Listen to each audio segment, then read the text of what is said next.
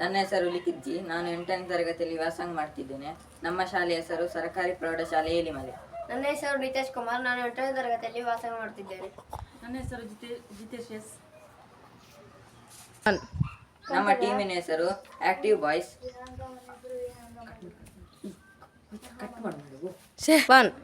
ನಮ್ಮ ಮಾಡೆಲ್ನ ಹೆಸರು smart parking slot. ಇನ್ನು ಮುಂದಿನ ವಿಷಯವನ್ನು ನಿತೇಶ್ ಅವರು ಮುಂದುವರಿಸುತ್ತಾರೆ. ಸ್ಮಾರ್ಟ್ ಪಾರ್ಕಿಂಗ್ ಸ್ಲಾಟ್ ಸಮಸ್ಯೆ ಹೇಳಿಕೆ. ಸಾಂಪ್ರದಾಯಿಕ ಪಾರ್ಕಿಂಗ್ ವ್ಯವಸ್ಥೆಯು ಅಸಮರ್ಥವಾಗಿದೆ. ಇದು ದಟ್ಟತೆ, ವ್ಯರ್ಥ ಸಮಯ ಮತ್ತು ಹತಾಶೆಗೆ ಕಾರಣವಾಗುತ್ತದೆ. ಯಾಂತ್ರಿಕಗೊಂಡ ಕೊರತೆ ಮತ್ತು ನೈಜ ಸಮಯದ ಟ್ರ್ಯಾಕಿಂಗ್ ನಿಖರವಾದ ಪಾರ್ಕಿಂಗ್ ಸ್ಲಾಟ್ ಲಭ್ಯತೆಗೆ ಕಾರಣವಾಗುತ್ತದೆ. ಸಮಸ್ಯೆಯನ್ನು ಇನ್ನಷ್ಟು ಉಲ್ಬಣಗೊಳಿಸುತ್ತದೆ.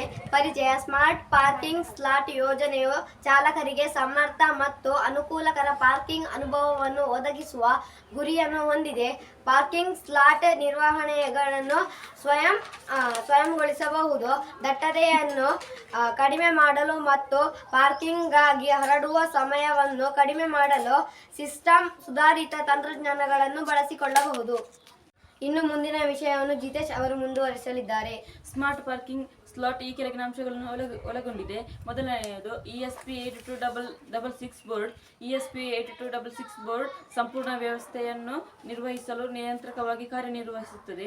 ಎರಡನೆಯದು HC05 Bluetooth model. HC05 Bluetooth model system ಮತ್ತು ಬಳಕೆದಾರರ ಮೊಬೈಲ್ ಸಾಧನದ ನಡುವೆ ಸಂವಹನವನ್ನು ಸಕ್ರಿಯಗೊಳಿಸುತ್ತದೆ. ಮೂರನೆಯದು ಸರ್ವೋ ಮೋಟರ್ಸ್.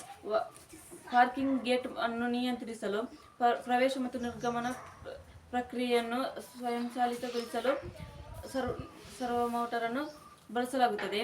ನಾಲ್ಕನೆಯದು IR ಸಂವೇದಕಗಳು. ಸ್ಲಾಟಿಗೆ ಪ್ರವೇಶಿಸಿದ ಕಾರುಗಳ ಸಂಖ್ಯೆಯನ್ನು ಎಣಿಸಲು ಬಳಸಲಾಗುತ್ತದೆ. ಟ್ರ್ಯಾಕಿಂಗ್ ಮತ್ತು ನಿರ್ವಹಣೆಯನ್ನು ಖಾತ್ರಿಪಡಿಸುತ್ತದೆ. ಇನ್ನು ಮುಂದಿನ ವಿಷಯವನ್ನು ಲಿಖಿತ ಅವರು ವಿವರಿಸುತ್ತಾರೆ. ಬಳಕೆದಾರರು ಮೊಬೈಲ್ ಅಪ್ಲಿಕೇಶನ್ ಅನ್ನು ಸ್ಥಾಪಿಸಿ ಮತ್ತು ಅದನ್ನು HC05 ಬ್ಲೂಟೂತ್ ನೊಂದಿಗೆ ಜೋಡಿಸುತ್ತಾರೆ. ಅಪ್ಲಿಕೇಶನ್ ಬಳಸಿಕೊಂಡು ಲಭ್ಯವಿರುವ ಪಾರ್ಕಿಂಗ್ ಸ್ಲಾಟ್ ಬಳಸಿಕೊಂಡು ಹುಡುಕುತ್ತಾರೆ.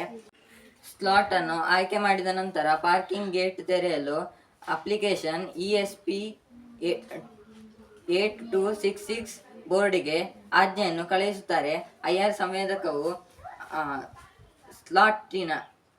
ಸ್ಲಾಟಿನ ಪ್ರವೇಶಿಸಿದ ಕಾರುಗಳ ಸಂಖ್ಯೆಯನ್ನು ಟ್ರ್ಯಾಕ್ ಮಾಡುತ್ತದೆ.